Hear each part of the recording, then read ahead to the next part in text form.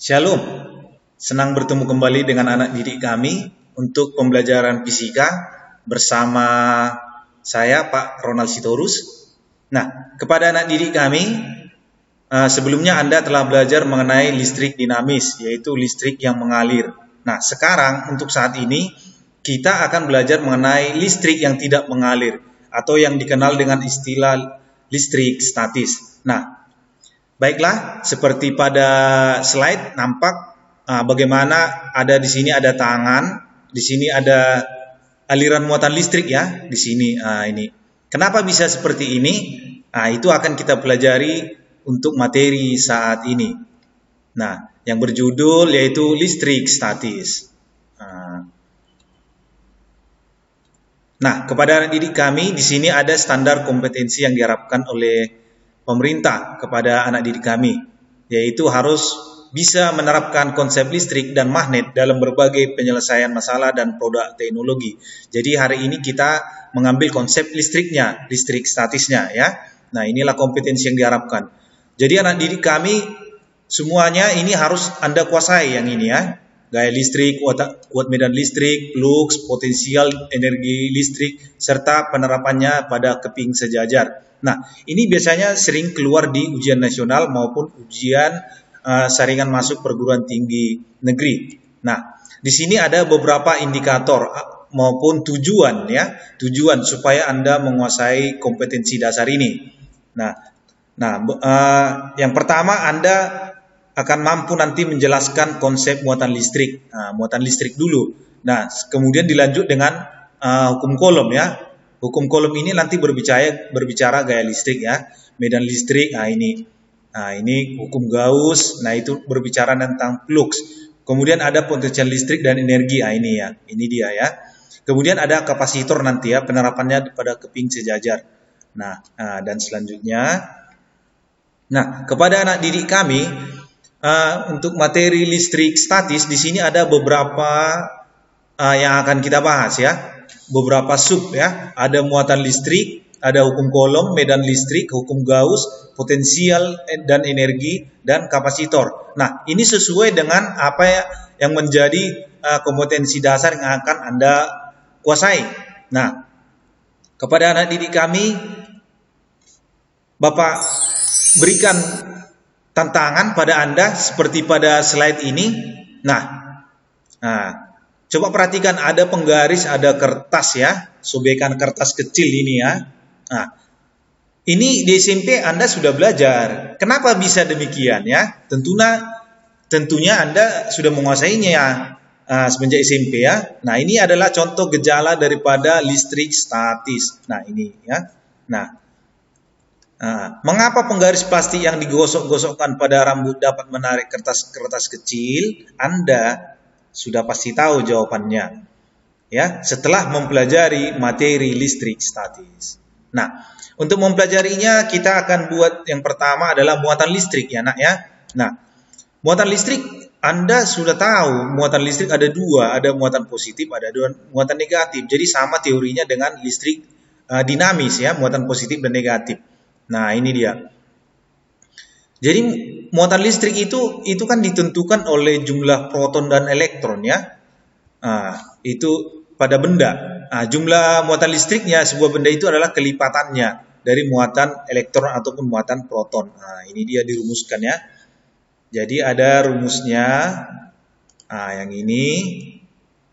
Ini ada rumusannya ya. Jadi E adalah elektron, N adalah jumlahnya. Nah, kalau Bapak buat keterangannya seperti ini. Q muatan ya, E muatan elektron. Nah, ini anak didik kami sudah tahu. Nah, bagaimana cara menghasilkan muatan listrik? Nah, ini dia. Ini yang akan kita bahas. Bisa digosok-gosok, nah ya. Ada dengan cara menggosok, ada dengan cara konduksi. Selanjutnya ada induksi ya. Ini mungkin Anda sudah tahu sebagian ya. Ya Pak. Untuk mendapatkan muatan listrik pada benda dengan menggosok, kira-kira seperti ini ilustrasinya. Ada muatan netral, ada dua muatan netral ini. Nah ini. Bagaimana caranya salah satu muatan netral ini menjadi bermuatan listrik? Nah perhatikan contohnya. Ini. kain wol ya, kain wol tadi digosokkan pada plastik ya. Kain wol digosokkan pada plastik tadi ya. Jadi plastik yang digosok dengan kain wol itu, maka plastiknya akan menjadi bermuatan listrik negatif ya. Kenapa negatif? Apanya yang berpindah tadi? Coba Anda lihat. Ini tadi. Ini dia ya. Ada muatan positif negatif, muatan positif negatif. Berarti dari kain wol ini yang berpindah adalah muatan yang mana? Ini tadi. Berarti yang hilang adalah muatan positifnya masuk kepada plastik. Nah, itu salah satu caranya. Kemudian bisa juga kaca dengan kain sutra. Nah, apa yang hilang dari dua muatan netral ini? Nah, kita buat yang menggosoknya adalah kain sutra. Coba perhatikan. Nah, yang hilang dari muatan dari kain sutra adalah muatan negatifnya. Nah, berpindah kepada kaca ya. Berarti kaca jadi bermuatan apa ini? Coba kita lihat. Itu dia. Jadi dia jadi positif, nah ya. Karena negatifnya yang hilang. Jadi dari kain sutra ini yang keluar adalah negatifnya. Jadi negatif yang pada kaca ini sesuai dengan sifat muatan listrik, positif negatif dengan negatif, tolak menolak ya, sejenis, tak sejenis, tarik menarik. Jadi kalau keluar dari sini yang negatif, maka yang negatifnya yang keluar di sini. Oke, maka yang tinggal adalah muatan positif. Oke, selanjutnya bagaimana cara menghasilkan muatan listrik? Bisa dengan cara induksi seperti yang Bapak jelaskan sebelumnya. Apa maksudnya induksi? Kira-kira seperti ini. Lihat, ada muatan netral didekati muatan yang lain. Kira begitu. Coba lihat. Di sini tadi ada muatan netral ya. Ini tadi muatan netral. Muatan netralnya tadi ya. Ini muatan netral tadi ini ya. Benda yang ini muatan netral. Datang yang positif. Berarti kalau datang yang positif, berarti yang tertarik adalah negatifnya sesuai dengan sifat listrik. Ini positif, ini negatif. Maka yang keluar dari netral ini adalah yang negatifnya. Maka akan saling tarik menarik dengan muatan positif yang datang. Coba lihat. Maka induksi listrik adalah peristiwa pemisahan muatan listrik pada satu benda ketika didekati benda bermuatan listrik. Ini kalau muatannya yang datang adalah yang positif. Bagaimana jika yang lain nanti yang negatif? Itu bisa kita dapatkan dengan cara ilustrasi. Ini tadi yang sebelumnya. Sama ya. Jadi coba lihat kalau muatan netral datang muatan positif, maka yang pindah dari muatan netral tadi adalah negatifnya. Negatifnya yang tertarik ini. Ini. Maka nanti kalau muatan netral didekati muatan positif, maka akan jadi bermuatan negatif. Jadi sebaliknya, maka dia akan menjadi kekurangan ya. Maka benda netral ini tadi kan keluar yang negatifnya. Setelah didekati oleh positif, maka ini menjadi negatifnya yang tinggal. Jadi dia kekurangan elektronnya negatif ya, maka dia bermuatan negatif.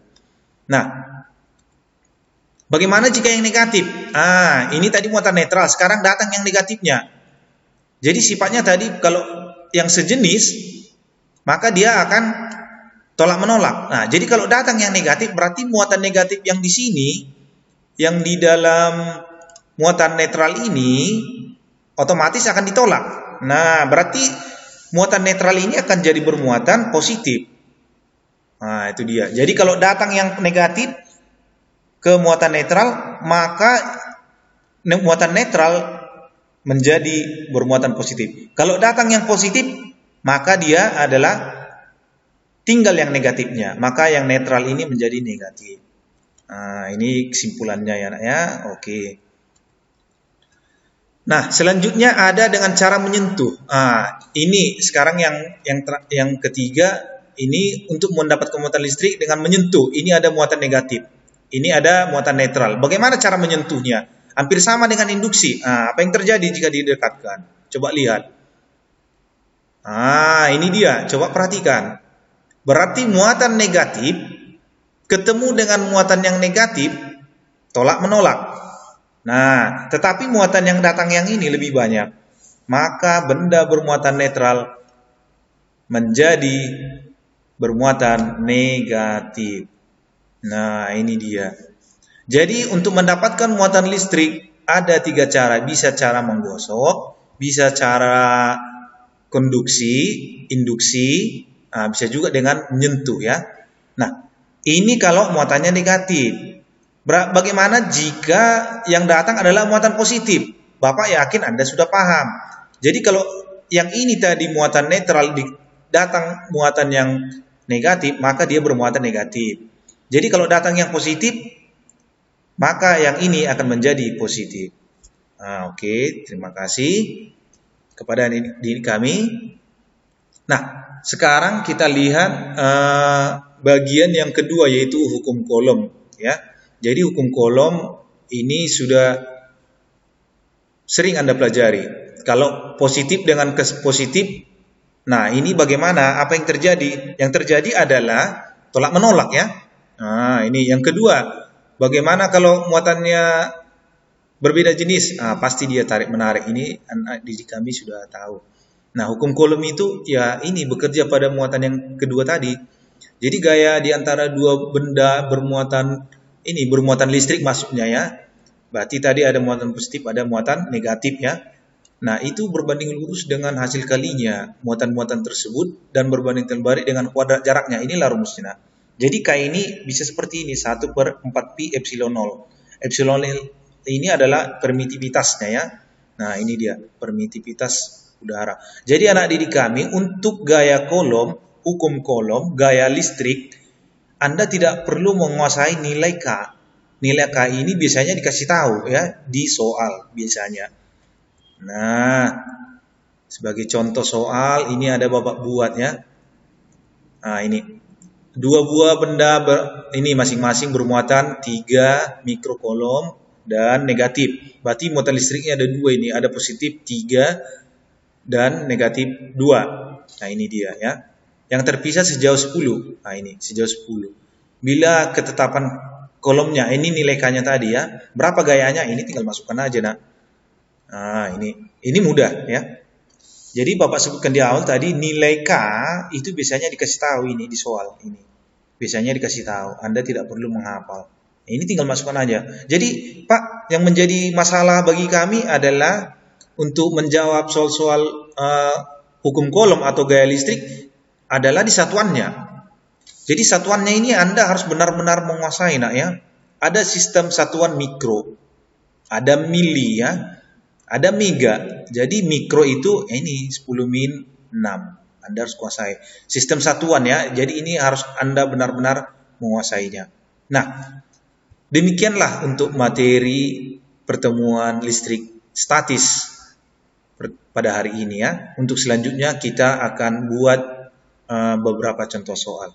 Semoga bermanfaat bagi anak didik kami. Nah, untuk ini nanti akan Bapak kirimkan file PowerPoint-nya. Jadi Anda tinggal pindahkan, ya. Oke, terima kasih. Selamat pagi.